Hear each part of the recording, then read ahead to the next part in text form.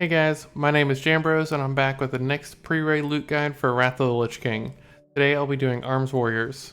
This will be a sort of quick guide for pre-raid gearing. It's going to be a bit less technical as far as exact TPS amounts go compared to my previous TBC guides. The beta is still ongoing and most sims and sheets still have some work to be done. I'll be getting back to that later for tier 7 hopefully, and definitely tier 8 and onwards. Since this is pre-raid, you aren't ever really meant to be full bis. Almost all your items can be upgraded in the already available raids of naxx, obsidian, sanctum, and Eye of Eternity. These items are meant to be used in that period of time before you enter the raids for the first time, and in between lockouts for slots they haven't been able to upgrade yet to maximize your damage in the meantime. Since this guide is a little more general, the format is shown here and done per slot. If applicable, there is a kind of a Abyss 1A and 1B, then also a good to decent option, which is behind those two, and then a hit option if you need more hit, and the previous options don't have any. I've also sorted through all these items and where they come from and listed on the right side here. This way you'll have a good idea of which heroic or reputation you should be focusing on, and I'll be doing a bit of a priority focus recap at the end.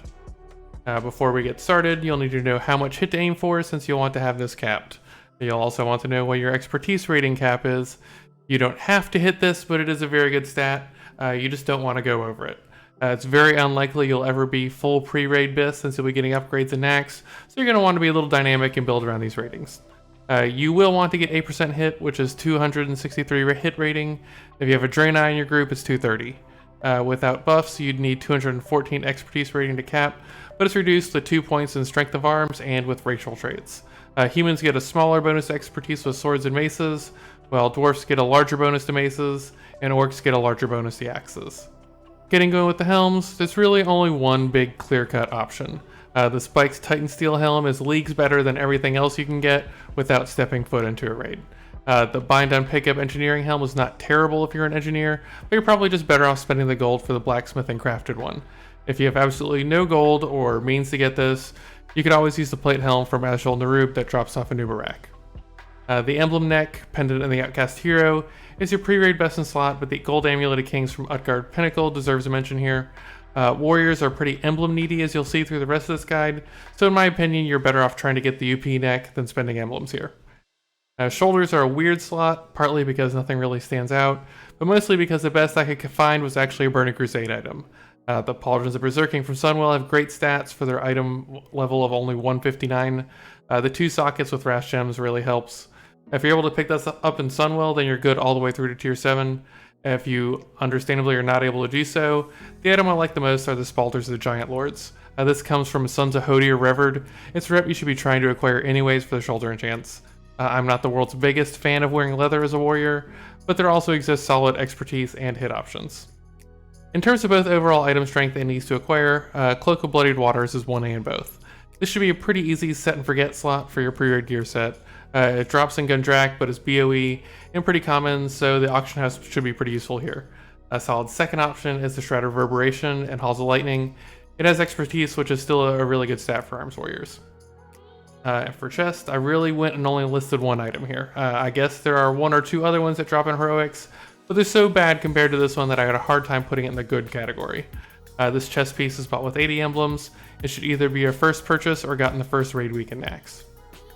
And I went ahead and only listed one item again for the second time, but these bracers are a big no-brainer. They're crafted, bind on equipped, cheap, and way better than everything else, despite only having a 187 item level. The noticeable lack of stamina on its item budget helps here.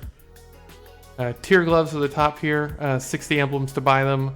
The itemization on these for a pre-raid set is pretty awesome, hit and expertise, and a solid 46 expertise rating at that.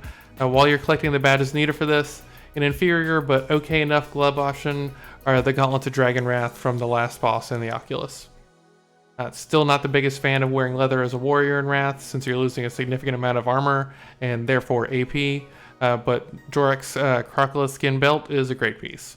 This does however cost 40 emblems and you already want to buy 3 other items. The Flame-Bathed Steel Girdle from the last boss in the Nexus is a very good 1V option. There's also another not quite as good leather expertise belt in Utgard Keep. For the leg slot, the staggering leg plates from UK are by far your best option, and they make a staggering amount of your hit rating, 80 hit rating in total. A solid option if you can't get these to drop are the plate legs from Wormrest Accord Exalted, but Armor Pen isn't really all that excellent quite yet, and you have other reputations to get to Exalted first. The Death Inured Sabatons are probably the strongest reputation item available to Arms Warriors. They are well itemized with Strength, Crit, and 2 gem slots. They do require Ebonlit Blade Exalted, but you'll be working to get revered on that anyways for the rep for your Helm enchant. The Obliterator Greaves deserves some recognition here as well. The lack of stamina on its item budget produces really good damage stats, even though the Haste Armor Pen combo isn't the best. The Rift Striders from the naxx are an okay third option if you haven't hit Exalted yet. The itemization on these are the same as the rep boots, just worse. There are a lot of different combinations of rings you could go with. Your best overall include the Ring of the Kirin Tor, which requires Exalted and a nice chunk of change, but hey, free Hearthstone. The Hemorrhaging Circle will be very in demand for physical DPS, so expect a lot of competition for that in Gundrak. In my opinion, those are your best pair of pre-raid rings, but something like the Ring of Scarlet Shadows, despite having a 187 item level, is a solid hit option with a gem socket and can also be simply bought on the auction house. There's also the Band of Frosted Thorns from the naxx, another jewel-crafted titanium impact band, and another hit option, the Mobius band, which is from Calling of Strat. You're going to see a theme with these pre-raid loot guides, and will be a greatness deck at number 1 for Trinkets. Very good and very expensive. Mirror of Truth is a good emblem you can buy at 40 emblems. However, if the Dark Moon card is too rare or pricey, and you end up spending your emblems on something else before Mirror, high chance of both of those things happening, then you'll be looking for 2 more trinkets in the meantime. If you are a jewel crafter or alchemist, those profession trinkets are excellent options. Otherwise, I'd suggest a Meteorite Whetstone from UP, or the Sphere of Red Dragon's Blood from the naxx if you can make use of the hit rating on it. After all those trinkets, I'd consider the Incisor Fragment from DTK, but the unused from that trinket is not particularly good off the bat for an Arms Warrior. Hunters aren't going to love you for it, but the Drake Mounted Crossbow is your best pre-raid ranged weapon as well. The Nezingwari 4000 is pretty much just as good. It depends if you're willing to spend the gold on it though. Finally, for your two-handed weapon, you'll want the Colossal Skullclad Cleaver that drops off Loken and Halls of Lightning. Poleaxe specialization is quite good in Wrath, and the Cleaver is an axe. Special shout out to the Strength Polearm that drops in Violent Hold if you haven't gotten the Cleaver to drop yet. The only other two-hander that is as high DPS as the Cleaver is the Titan Seal Destroyer. Not a bad choice at all, especially since you can just buy it if you have the spare gold. It means you'd have to go mace spec, and you'd have to be able to make the use of the hit rating on it. And that wraps up all the gear slots. For a quick priority list, you'll want to get Knights of the Ebon Blade reputation to Exalted first for the boots, by far your best pre-raid rep item, and your Helm enchant, which you get at Revered. Second is not particularly important, but I suggest doing Kirin Tor so you could buy the ring at Exalted. Arms Warriors are extremely emblem needy, so it's really likely you'll be farming all of dungeons just for emblems. If you have limited time, I suggest running the naxx, which has potentially 5 items that you could use.